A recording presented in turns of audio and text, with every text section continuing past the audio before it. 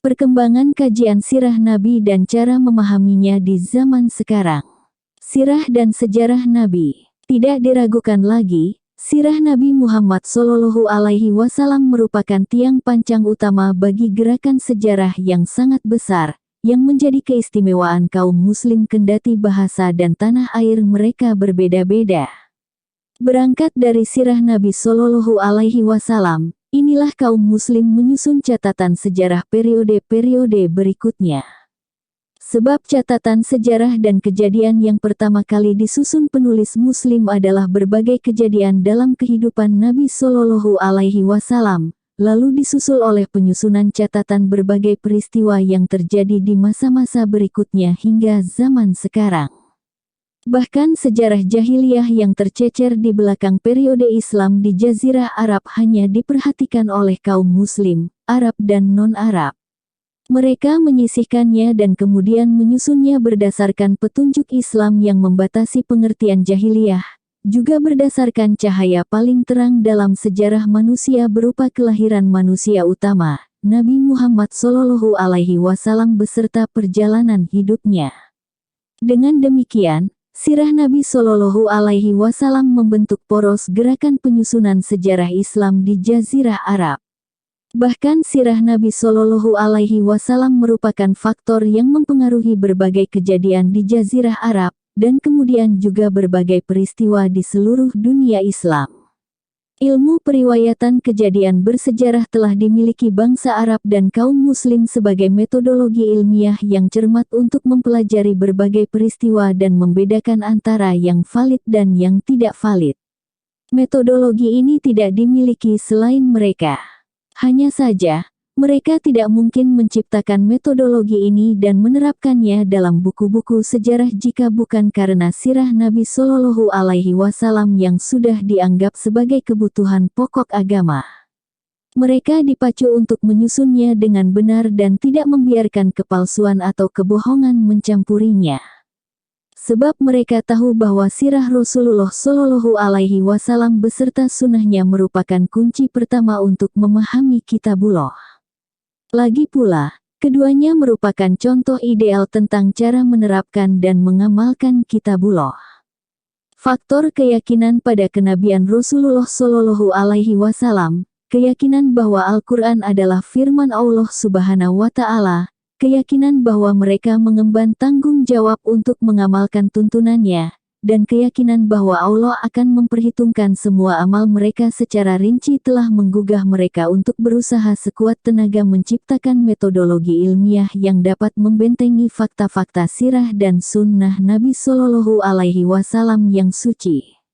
Metodologi ilmiah yang saya maksudkan ini tidak lain adalah kaidah mustalah al-hadis dan ilmu al-jarah wa al-takdil. Sudah dimaklumi, metodologi itu pertama-tama diciptakan untuk melayani kebutuhan sunnah suci yang tentu saja salah satu sumber utamanya adalah sirah Nabi SAW. Pada perkembangan berikutnya, metodologi itu dipergunakan untuk menyusun sejarah secara umum sekaligus standar untuk membedakan antara fakta dan fiksi. Maka jelaslah bahwa pencatatan sirah Nabi SAW merupakan pintu gerbang utama bagi kaum muslim menuju kajian dan penyusunan sejarah secara umum.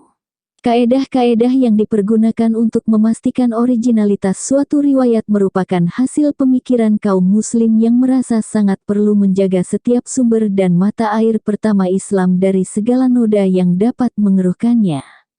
Awal mula pencatatan sirah dan perkembangannya secara kronologis, pencatatan sirah Nabi SAW dilakukan setelah pencatatan sunnah.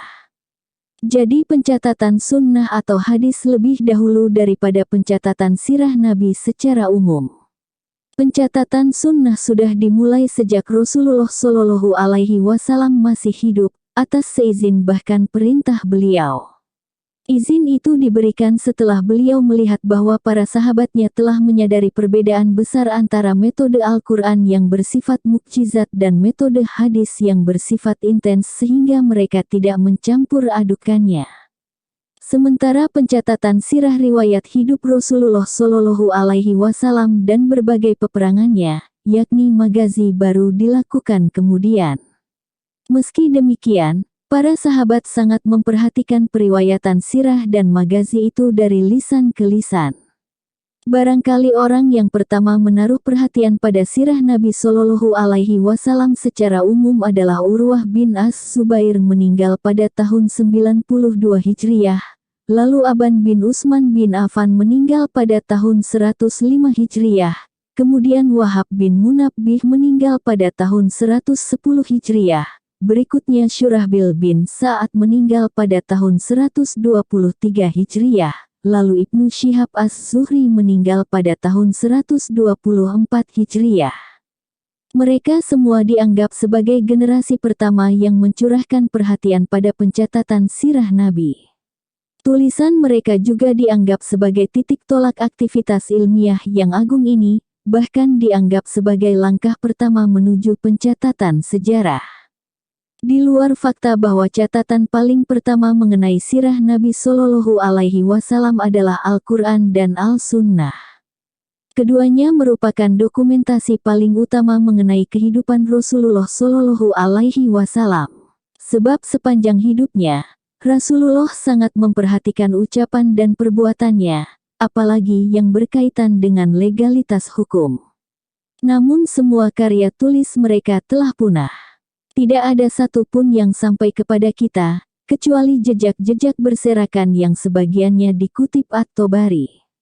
Konon sebagian lainnya seperti tulisan Wahab bin Munabbih, tersimpan rapi di perpustakaan kota Heidelberg di Jerman.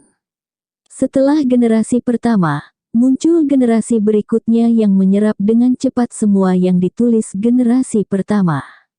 Mereka mencatatnya dalam karya-karya mereka, yang sebagian besar berkat pertolongan Allah sampai kepada kita. Di baris terdepan angkatan ini ada Muhammad bin Ishaq, meninggal tahun 152 Hijriah. Para peneliti sepakat bahwa karyanya termasuk di antara yang paling terpercaya di antara berbagai karya lain mengenai sirah Nabi Shallallahu Alaihi Wasallam di zaman itu. Meskipun kitabnya Al-Maghazi tidak sampai kepada kita, Abu Muhammad Abdul Malik yang dikenal dengan panggilan Ibnu Hisham, datang setelahnya dan meriwayatkan Al-Maghazi sehingga kita mengetahui kitab itu. Lagi pula jarak waktu penulisan karya Ibnu Ishaq dan Ibnu Hisham belum sampai 50 tahun. Ibnu Khaldun menandaskan, Ibnu Hisham adalah orang yang menghimpun sirah Rasulullah Shallallahu Alaihi Wasallam dari Al-Maghazi dan As-Siyar karya Ibnu Ishaq, serta memangkas dan meringkasnya. Itulah sirah yang dikenal masyarakat sebagai sirah Ibn Hisham. Bagaimanapun sumber-sumber sirah Nabi Shallallahu Alaihi Wasallam yang diandalkan semua penulis dari berbagai angkatannya terbatas hanya pada sumber-sumber berikut ini. Pertama, Kitabullah yang merupakan sumber otentik pertama dalam mengenali seluruh sisi kehidupan Nabi Shallallahu Alaihi Wasallam beserta tahapan-tahapan garis besar perjalanan hidupnya yang mulia. Kedua, kitab-kitab hadis yang disusun para imam hadis yang dikenal jujur dan amanah. Misalnya Al-Kutub As-Sittah, yakni 6 kitab hadis susunan Al-Bukhari, Muslim, Abu Dawud, At-Tirmidzi, An-Nasai, dan Ibnu Majah, Muwatta Imam Malik, Musnad Imam Ahmad, dan sebagainya. Kendati demikian, kitab-kitab utama ini hanya menyampaikan ucapan dan perbuatan Rasulullah Shallallahu Alaihi Wasallam sebagai sumber hukum, bukan sebagai catatan sejarah. Oleh karena itu, hadis-hadis yang terdapat dalam kitab-kitab itu diurutkan berdasarkan bab-bab fikih. Ada pula di antaranya yang disusun berdasarkan nama para sahabat yang meriwayatkan hadis. Semuanya tidak menggambarkan berbagai peristiwa sejarah secara kronologis.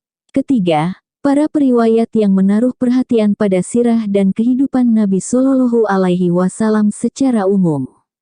Banyak sahabat yang termasuk kalangan ini.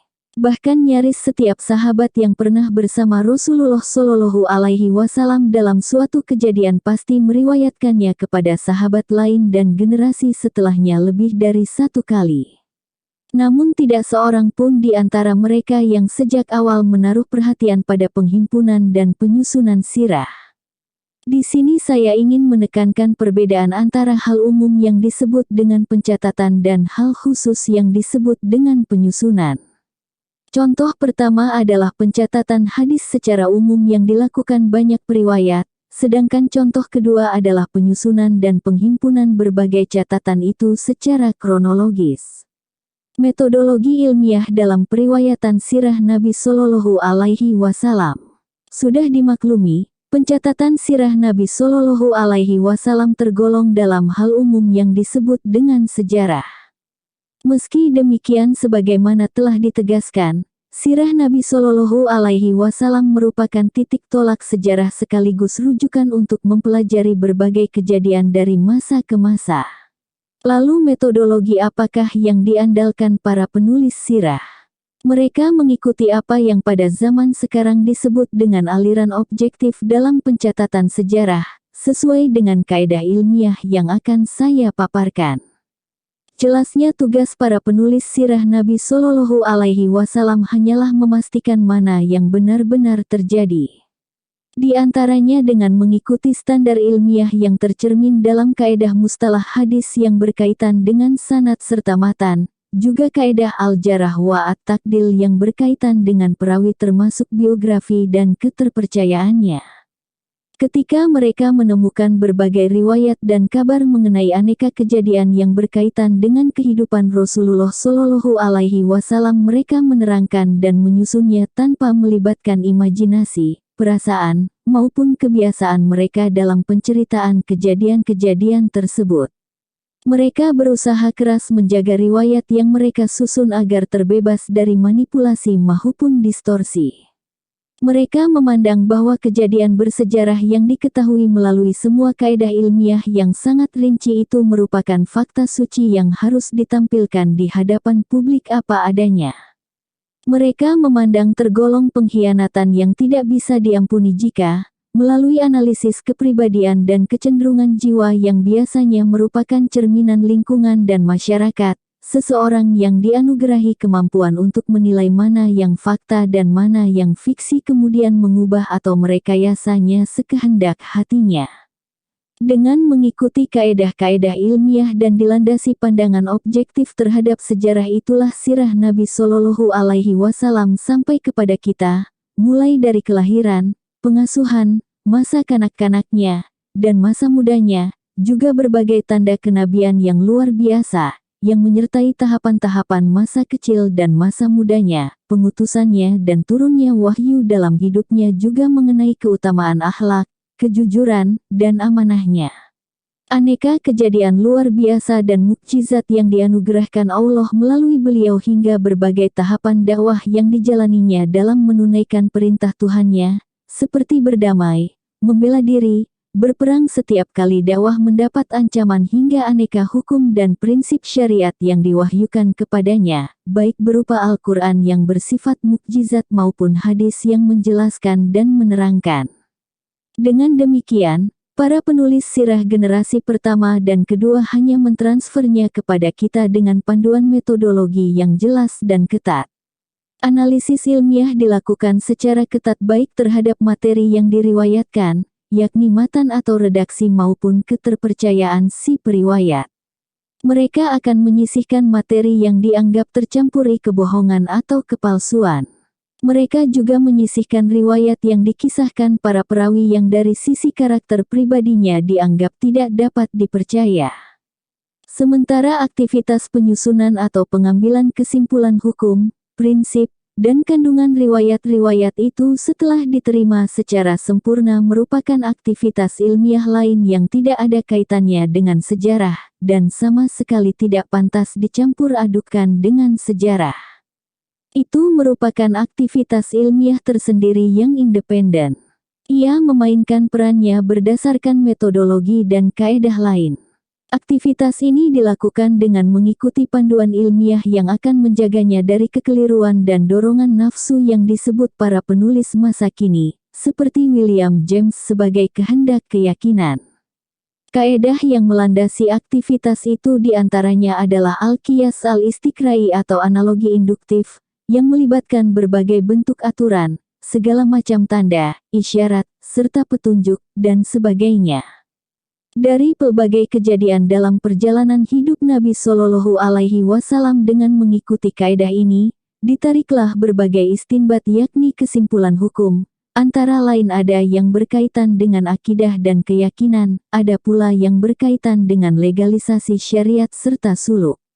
Yang penting dalam hal ini adalah kita mengetahui bahwa kaidah-kaidah itu datang secara terpisah dari pencatatan atau penyusunan sejarah, dan jauh dari pengertian ataupun ruang lingkupnya.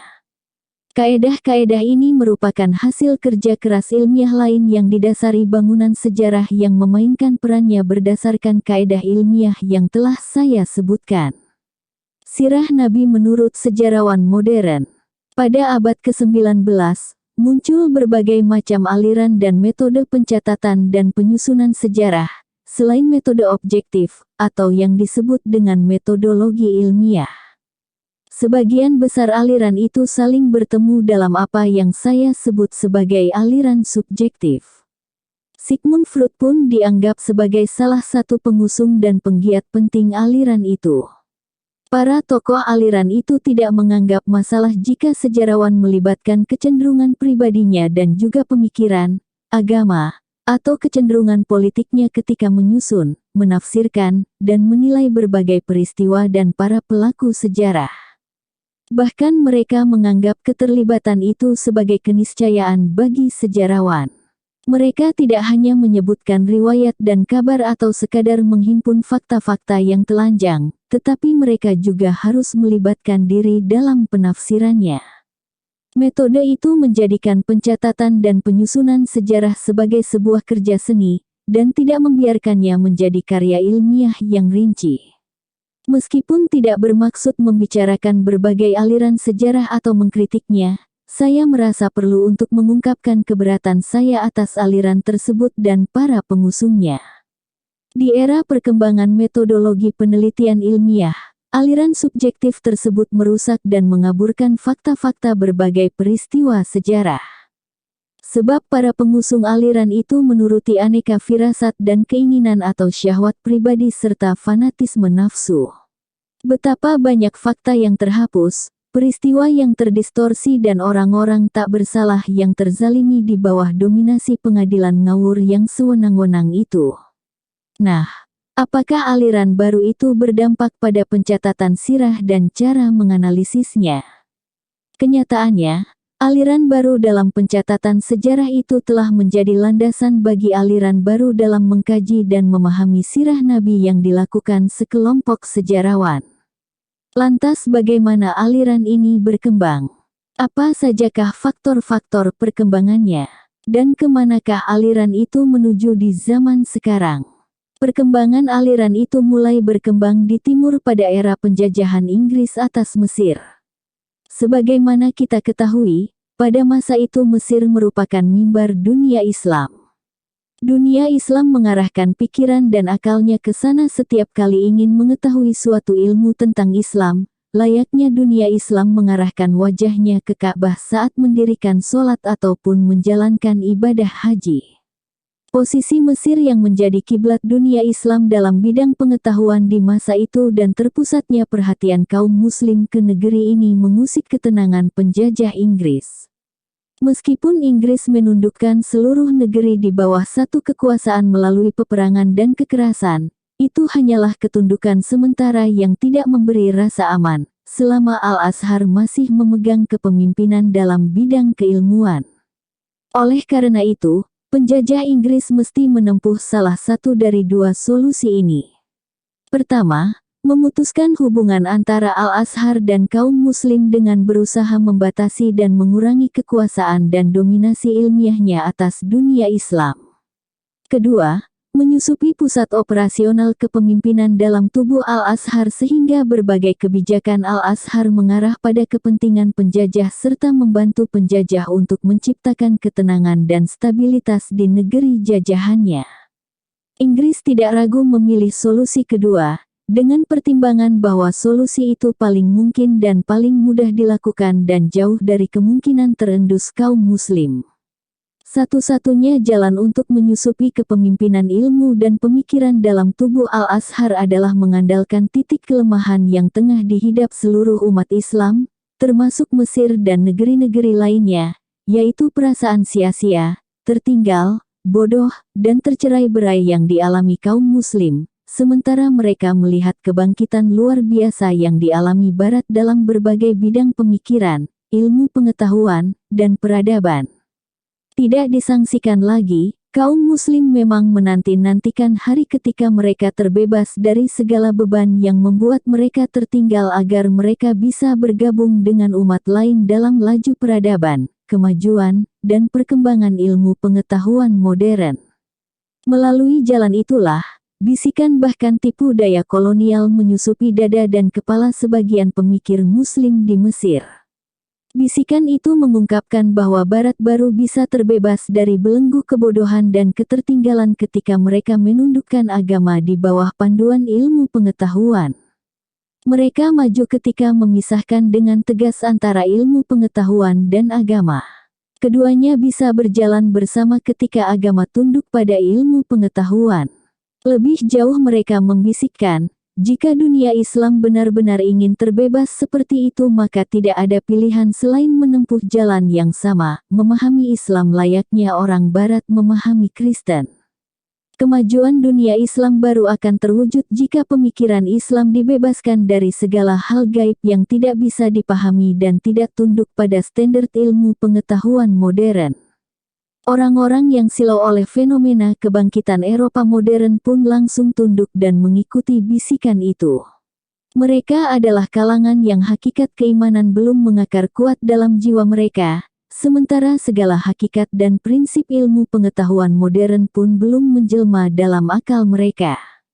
Maka dengan penuh semangat mereka menyeru dunia Islam untuk menanggalkan keyakinan terhadap segala sesuatu yang gaib yang tidak dapat dirasionalisasi atau tidak dapat disingkapkan pengetahuan modern. Berbagai fenomena yang ganjil atau ajaib yang tidak dapat dipahami akal harus diabaikan. Mereka melakukan apa yang kemudian saya sebut sebagai reformasi agama. Gerakan itu menuntut mereka untuk melakukan banyak hal, termasuk diantaranya mengembangkan cara penulisan dan pemahaman sirah Nabi dengan mengandalkan metode analisis baru sesuai dengan tujuan mereka, yaitu memalingkan umat dari segala sesuatu yang gaib dan luar biasa yang tidak dipahami atau tidak dapat diterima ilmu pengetahuan modern.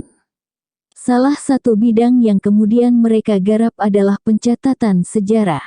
Dengan mengagungkan metode penelitian modern, mereka mengotak-atik sejarah Islam sesuai dengan hasrat dan tujuan mereka sendiri.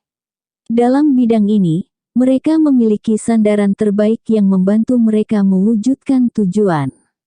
Maka mulailah bermunculan buku-buku dan karya tulis tentang sirah Nabi yang menggantikan analisis riwayat, sanad, dan kaedah periwayatan hadis beserta syarat-syaratnya dengan aliran deduksi pribadi, pertimbangan kesenangan jiwa, metode intuisi yang hanya diatur dorongan hasrat, serta segala cara lain yang dikuasai si penulis.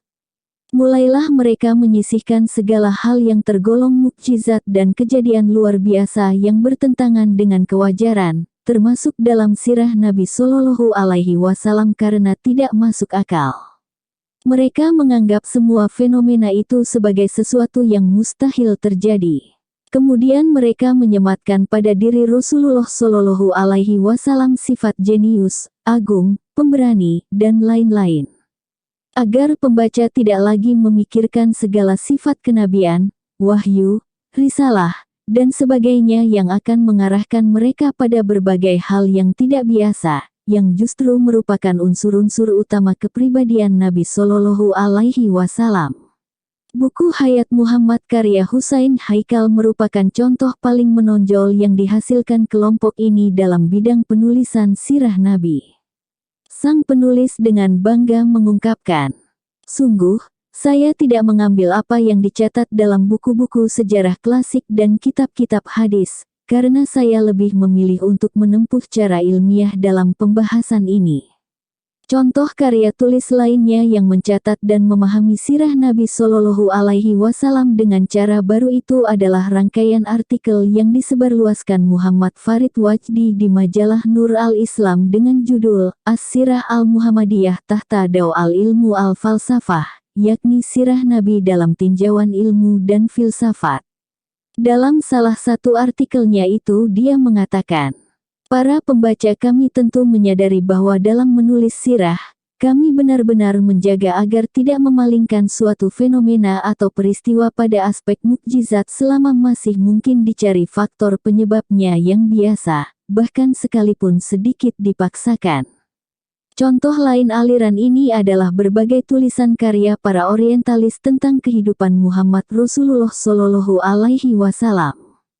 Dalam karya-karya tersebut, Anda pasti melihat mereka mengagungkan pribadi Muhammad Shallallahu Alaihi Wasallam dan mengeluh-elukan keagungannya serta sifat-sifatnya yang terpuji, tetapi menjauhkan pembaca dari segala aspek yang akan menyadarkan mereka terhadap makna kenabian atau wahyu dalam kehidupan Rasulullah Shallallahu Alaihi Wasallam. Karya-karya itu juga tidak memperhatikan segala sanad dan riwayat karena khawatir riwayat dan sanad yang valid itu akan memaksa mereka untuk menerima dan meyakini segala kejadian dan peristiwa yang dianggap ajaib atau luar biasa, sesuatu yang sejak awal mereka hindari. Dengan mengikuti metode penulisan sejarah yang dikenalkan kolonialis barat, para tokoh reformasi agama ini menemukan lapangan luas yang memungkinkan mereka menyingkirkan segala fakta sirah Nabi yang tidak mereka sukai meskipun fakta-fakta itu didukung dalil-dalil ilmu pengetahuan dan keyakinan. Mereka lebih memilih kecenderungan nafsu dan selera pribadi demi mewujudkan tujuan mereka seraya berusaha memegang kendali penuh atas berbagai fakta sejarah, menganalisis faktor-faktor yang ada di baliknya, juga menjadi hakim yang memutuskan mana fakta yang dapat diterima dan mana yang harus disingkirkan. Misalnya kita dapat melihat bagaimana mereka menakwilkan dan menafsirkan sekehendak hati mereka segala hal luar biasa yang diceritakan oleh hadis mutawatir, dan mungkin juga oleh ayat Al-Quran. Dengan begitu, berbagai peristiwa dan fenomena gaib dan luar biasa berubah menjadi sesuatu yang biasa, normal, masuk akal. Semuanya selaras dengan target dan tujuan aliran tersebut. Oleh karena itu, burung ababil ditakwilkan sebagai penyakit cacar, meskipun ada ayat Al-Quran yang tegas berbicara tentang itu. Peristiwa Isra yang diceritakan ayat Al-Quran yang tegas diartikan sebagai perjalanan ruh dan alam mimpi. Sementara para malaikat yang dikerahkan Allah untuk mendukung kaum muslim dalam perang Badar pun ditakwilkan sebagai sokongan mental yang dianugerahkan Allah ke dalam jiwa mereka. Hal menggelikan dan mengherankan terakhir yang tiba dengan cara itu adalah penafsiran bahwa kenabian Rasulullah Shallallahu Alaihi Wasallam juga keimanan para sahabat kepada beliau, dan segala penaklukan Islam. Semua itu tidak lain merupakan revolusi atau pemberontakan terhadap kelompok kanan yang dipicu motif-motif ekonomi, serta upaya meraup rezeki dan mencari kelapangan hidup, serta dikobarkan oleh reaksi perlawanan kaum miskin terhadap kaum kaya dan para tuan tanah. Cara mengkaji dan menganalisis sirah Nabi dan sejarah Islam itu merupakan tipu daya berbahaya yang merabunkan mata sebagian kaum muslim yang berpikiran sederhana dan cenderung mengikuti nafsu, serta diterima baik oleh sekelompok orang munafik dan para pengekor hawa nafsu lainnya. Pandangan orang-orang yang berpikiran sederhana itu tidak bisa melihat bahwa bisikan penjajah yang mengajak kaum muslim kepada apa yang mereka sebut sebagai revolusi reformis dalam urusan akidah Islam itu tujuan sebenarnya adalah mencabut akidah Islam ini dari akar-akarnya. Mereka juga tidak bisa melihat bahwa pembebasan Islam dari segala aspek gaibnya itu hanya berarti penanaman bahan peledak yang akan menghancurkan akidah dan keyakinan Islam dari hati para pemeluknya. Sebab wahyu ilahi yang merupakan mata air dan sumber Islam, dianggap sebagai puncak segala sesuatu yang luar biasa dan gaib. Tidak disangsikan lagi, orang yang menolak berbagai peristiwa luar biasa yang terjadi dalam sirah Nabi, dengan dalih semua itu bertentangan dengan tuntutan hukum alam dan pengetahuan modern, menjadi kelompok yang paling bersemangat menolak wahyu ilahi beserta segala kabar berita yang dikandungnya tentang penghimpunan di padang mahsyar, hisab, surga, dan neraka, dengan alasan yang sama. Mereka juga tidak bisa melihat bahwa agama yang layak itu sendiri tidak memerlukan reformis di suatu zaman tertentu yang memperbaiki urusannya, ataupun gerakan reformasi yang mengubah intisarinya. Mereka tidak bisa melihat semua itu. Padahal kesadaran mereka tentang semua itu merupakan salah satu tuntutan ilmu pengetahuan yang paling sederhana seandainya mereka mengetahui hakikat dan selaras dengan logikanya. Namun mata mereka dirabunkan silaunya kebangkitan Eropa modern beserta segala lambang dan jargon ilmu pengetahuan yang mengiringinya. Alhasil, dari semua hakikat logika dan ilmu pengetahuan yang ada, mereka hanya melihat tanda-tanda dan lambang-lambangnya. Seharusnya mereka berusaha memahami berbagai fenomena gaib itu dan berusaha menyingkapkan segala hakikat yang terkandung di dalamnya. Semestinya mereka bekerja keras dengan metode pengetahuan modern yang mereka kuasai untuk mencerna dengan baik kandungan lambang-lambang tersebut. Mereka mengutamakan metode ilmiah modern dengan dalih reformasi agama didorong mimpi tentang kebangkitan yang diantaranya berusaha mengembangkan akidah Islam sebagaimana berkembangnya akidah Kristen di Barat. Demikianlah aliran pemikiran baru yang saya singgung secara singkat itu lebih merupakan gejolak dalam jiwa daripada fakta ilmiah yang dapat dipelajari dan dapat menaklukkan akal. Perkembangan aliran itu di zaman sekarang. Sebenarnya perhatian pada aliran itu dalam penulisan dan pemahaman sirah, serta semangat yang muncul di masa tertentu pada diri sebagian orang untuk mengembangkan aliran itu hanya bersifat emosional sementara.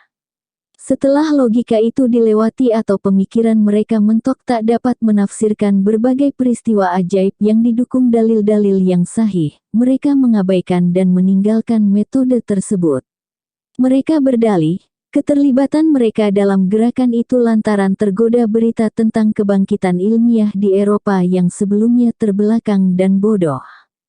Mereka juga beralasan bahwa merupakan hal yang wajar jika mata silau saat pertama kali terkena sinar sehingga tidak jelas melihat hakikat segala sesuatu, dan tidak bisa membedakan satu dari yang lain. Maka seiring perjalanan waktu, dan mata sudah terbiasa dengan cahaya, barulah mereka dapat membedakan segala sesuatu dan tampaklah berbagai hakikat dengan jelas tanpa kesamaran. Itulah yang benar-benar terjadi. Awan mendung mulai terurai. Generasi muda zaman sekarang mulai melihat dengan pandangan yang jernih disertai kesadaran dan wawasan yang luas. Mulailah mereka mempelajari serta menelaah hakikat dan intisari ilmu pengetahuan, setelah berlalunya generasi yang menerima jargon-jargonnya dan tunduk pada lambang-lambangnya. Selanjutnya mereka kembali meyakini keberadaan fakta-fakta dan peristiwa luar biasa itu. Mereka muncul kembali sebagai penulis yang berilmu dan pemikir yang bebas. Mereka yakin bahwa segala hal yang disebut sebagai kejadian luar biasa dan mukjizat tidak mungkin diabaikan dan ditiadakan dari sirah Nabi SAW, beserta segala fakta dan timbangan ilmu pengetahuannya. Sebab, berbagai hal luar biasa ini justru disebut luar biasa, karena ia memang keluar dari apa yang dianggap biasa oleh manusia. Lagi pula, kewajaran dan kebiasaan tidak bisa menjadi tolak ukur ilmiah untuk menentukan mana yang mungkin terjadi dan mana yang tidak mungkin terjadi. Alangkah mustahilnya ilmu pengetahuan pada suatu zaman tertentu untuk memvonis bahwa segala hal biasa yang akrab di mata manusia merupakan satu-satunya hal yang mungkin terjadi, dan bahwa segala yang tidak biasa yang asing di mata manusia tidak mungkin terjadi. Setiap peneliti dan cendekiawan kontemporer mengetahui fakta paling anyar bahwa hubungan yang kita lihat antara sebab dan akibat tidak lain merupakan hubungan persambungan teratur yang menghasilkan analisis, lalu melahirkan justifikasi, yang kemudian melahirkan hukum yang mengikuti hubungan tersebut, bukan sebaliknya. Jika Anda bertanya kepada ahli yang berpegang pada hukum rumusan ilmiah itu tentang hal yang luar biasa atau mukjizat ilahi, tentu dia menjawab pertanyaan Anda itu dengan jawaban yang dapat dipahami seluruh dunia, bahkan oleh semua orang yang memiliki wawasan modern, bahwa hal yang luar biasa dan mukjizat bukanlah topik pembahasan atau bidang saya. Maka saya sama sekali tidak dapat menilainya. Namun jika suatu hal yang luar biasa terjadi tepat di hadapan saya, maka seketika itu juga ia menjadi topik yang mesti dilihat dan dianalisis, lalu diterangkan dan dijelaskan. Kemudian hal luar biasa itu menghadirkan hukumnya atau rumusannya yang mengikutinya. Sudah berlalu zaman ketika sebagian ilmuwan mengira bahwa dampak berbagai kejadian alami merupakan dampak pasti yang sulit ditentang atau diubah. Maka menanglah kebenaran yang senantiasa diperjuangkan dan dibela para ulama secara umum, dan oleh Imam Al-Ghazali secara khusus, bahwa hubungan antara sebab dan akibat tidaklah lebih dari ikatan persambungan semata. Ilmu dengan segala hukumnya, hanyalah dinding yang berdiri di atas fondasi persambungan ini. Sementara rahasia persambungan ini seketika itu juga adalah Tuhan yang Maha Agung yang memberi segala sesuatu penciptaannya lalu memberinya petunjuk. Kita pun telah melihat bagaimana pengusung positivis, David Hume, menampakkan hakikat ini dengan bukti yang paling jernih dan tajam. Ya, setiap manusia berakal yang menghormati akal dan fakta ketika menerima suatu berita, baik tentang hal luar biasa maupun hal biasa, harus menetapkan satu syarat, yaitu sampainya berita itu kepadanya melalui cara ilmiah yang lurus dan berdasarkan kaedah periwayatan dan persanadan serta tuntutan kaedah al-jarah wa at-ta'dil. Sebab cara itulah yang akan membuahkan kepastian dan keyakinan. Sementara perincian pendapat dalam timbangan ilmiah yang agung ini mengharuskan huraian panjang lebar yang sama sekali bukan topik pembahasan kita kali ini. Para ahli ilmu di zaman sekarang pasti sangat terkejut ketika mendengar kata-kata yang ditandaskan Husain Haikal dalam pendahuluan bukunya Hayat Muhammad. Sungguh, saya tidak mengambil apa yang dicatat dalam buku-buku sejarah klasik dan kitab-kitab hadis, karena saya lebih memilih untuk menempuh cara ilmiah dalam pembahasan ini. Mungkin dia berusaha membuat Anda tenang dengan mengatakan bahwa dia tidak mau mengambil hadis yang terbukti sahih dari kitab Sahih Al-Bukhari dan Sahih Muslim demi menjaga kehormatan ilmu pengetahuan. Ungkapannya itu seakan-akan berarti bahwa apa yang diriwayatkan Imam Al-Bukhari, setelah melewati prosedur analisis dan seleksi yang sangat ketat dan luar biasa dan setelah mengerahkan segala kemampuan ilmiah dengan sikap yang sangat hati-hati, merupakan penyimpangan dari jalan ilmu pengetahuan. Sementara cara-cara deduksi, firasat, perkiraan, dan apa yang mereka sebut metode intuisi berarti menjaga kehormatan ilmu pengetahuan, serta setia pada timbangan dan jalannya. Bukankah itu justru bencana yang menimpa ilmu pengetahuan? Kajian Sirah Nabi. Sudah dimaklumi bahwa ketika muncul di Jazirah Arab, Muhammad Shallallahu Alaihi Wasallam menampilkan dirinya kepada dunia bahwa beliau adalah Nabi yang diutus Allah Subhanahu wa Ta'ala bagi seluruh manusia untuk menegaskan hakikat yang dibawa para nabi sebelumnya, dan mengembankan kepada mereka tanggung jawab yang dulu diembankan para nabi kepada kaumnya masing-masing. Beliau juga menjelaskan bahwa beliau adalah nabi terakhir yang diutus dalam rangkaian gerbong para rasul yang sambung menyambung seiring zaman. Selain itu, beliau menerangkan bahwa beliau hanyalah manusia biasa yang memiliki seluruh perangai manusia dengan segala hukumnya. Hanya saja, Allah Subhanahu wa Ta'ala memberinya amanah melalui wahyu untuk menyampaikan risalah kepada manusia. Risalah yang mengenalkan mereka pada identitas hakiki mereka dan menyadarkan mereka tentang posisi kehidupan dunia ini dalam skema kerajaan ilahi, baik dari sisi waktu maupun tempat. Risalah yang menjelaskan tujuan perjalanan mereka setelah kematian, serta mengarahkan pandangan mereka pada pentingnya harmoni antara perilaku yang bersifat pilihan dan jati diri yang bersifat pasti. Tegasnya mereka harus menjadi hamba Allah dengan keyakinan dan perilaku. Penghambaan ini mesti terwujud dalam kenyataan.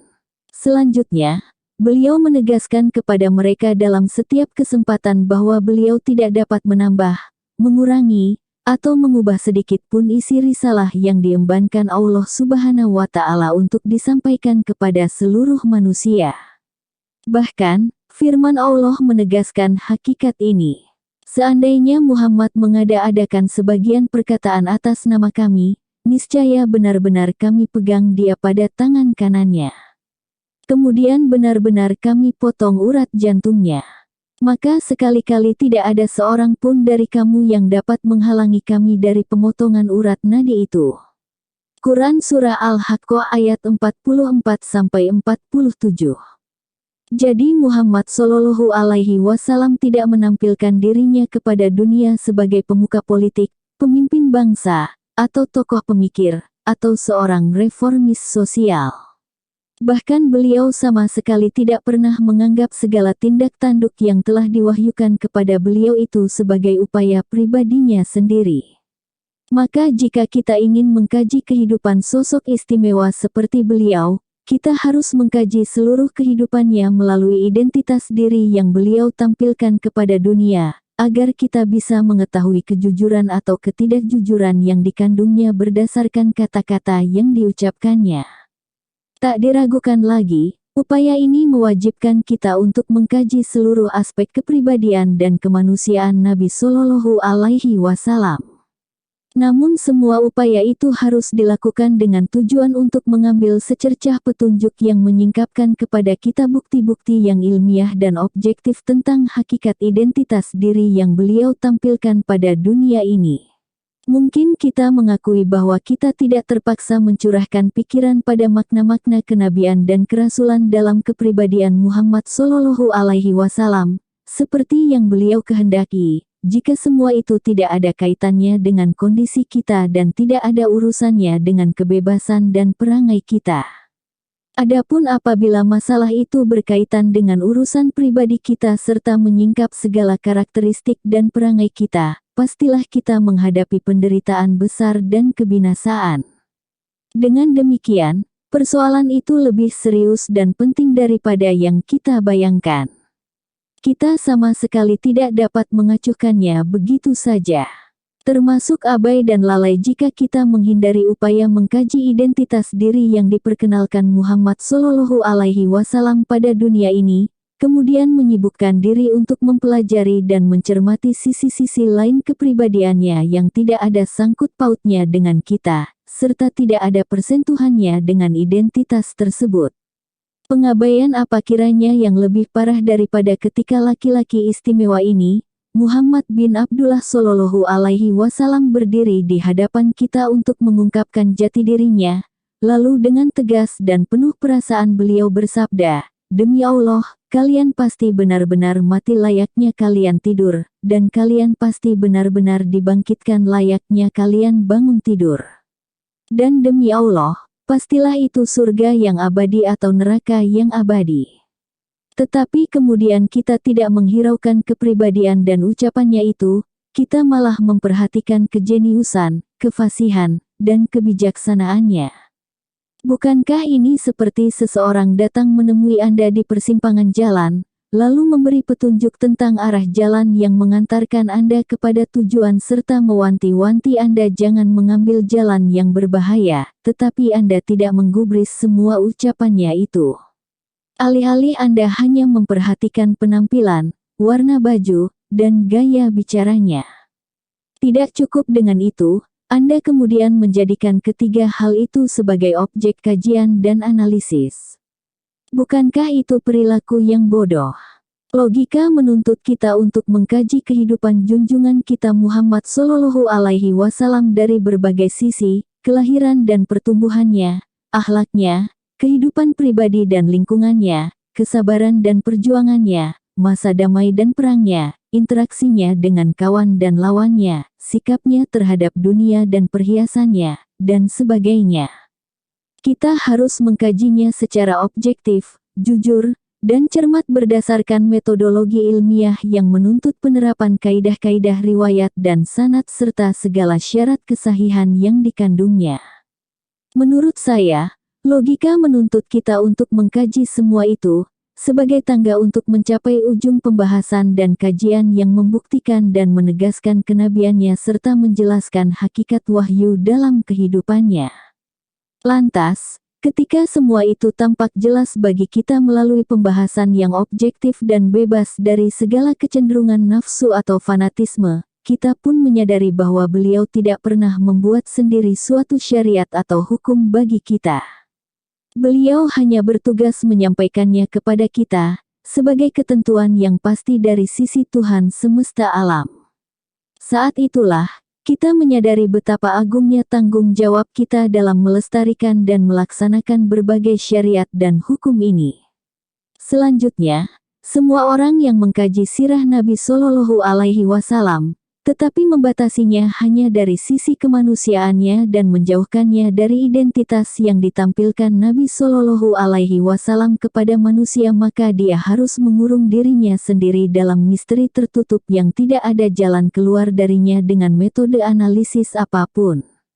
Sebagai contoh, dia pasti merasa bingung dan linglung menyingkap misteri penaklukan Islam sehingga kemudian mengatakan bahwa pasukan Arab yang dulunya saling berperang satu sama lain itu pasti memiliki kekuatan sihir sehingga dapat menghancurkan benteng peradaban Persia dan kerajaan besar Romawi.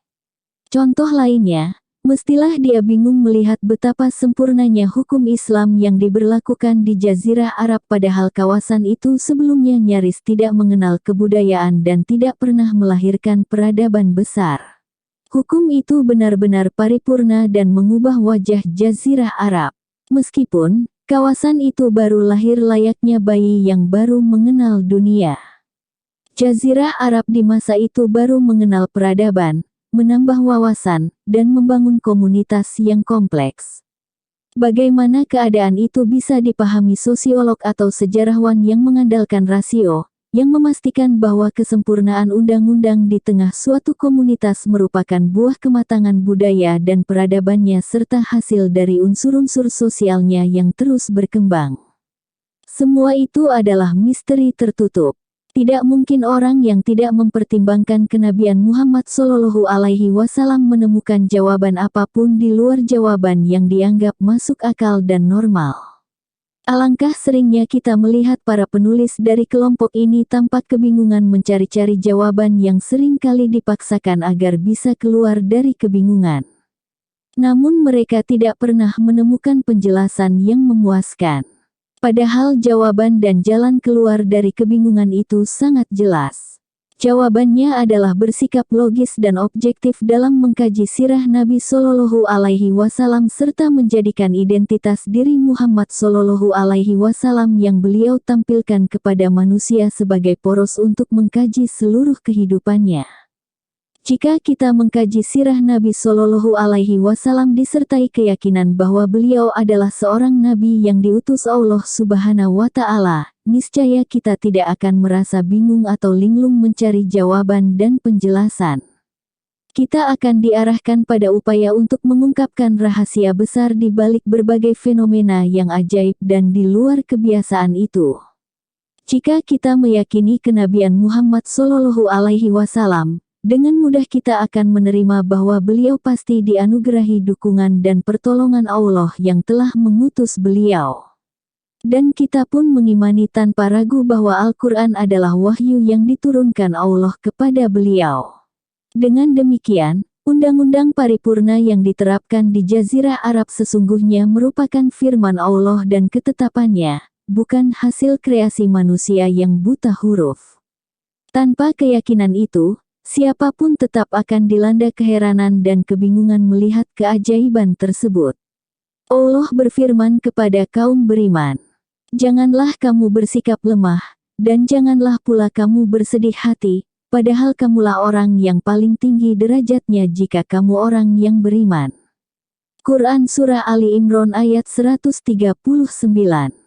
Dan kami hendak memberi karunia kepada orang yang tertindas di bumi itu dan hendak menjadikan mereka pemimpin dan menjadikan mereka orang yang mewarisi bumi. Quran Surah Al-Qasas ayat 5. Ingatlah ketika kamu memohon pertolongan kepada Tuhanmu, lalu diperkenankannya bagimu, sesungguhnya aku akan mendatangkan bala bantuan kepadamu dengan 1000 malaikat yang datang berturut-turut. Dan Allah tidak menjadikannya, yakni mengirim bala bantuan itu, melainkan sebagai kabar gembira dan agar hatimu menjadi tenteram karenanya. Dan kemenangan itu hanya dari sisi Allah. Sungguh Allah Maha Perkasa lagi Maha Bijaksana. Quran Surah Al-Anfal ayat 9-10.